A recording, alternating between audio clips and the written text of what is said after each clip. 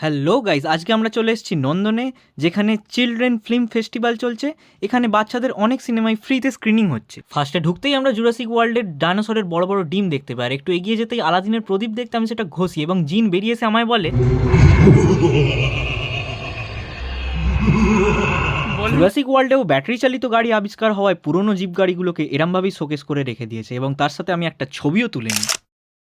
তারপরে দেখি এলসা দূরে দাঁড়িয়ে দেখছে যে তার বোন পড়ে যাচ্ছে এবং সে কিছুই করছে না, এবং স্পাইডারম্যান আমাকে ডাকতে থাকে, বলে ছবি তুলবি আর।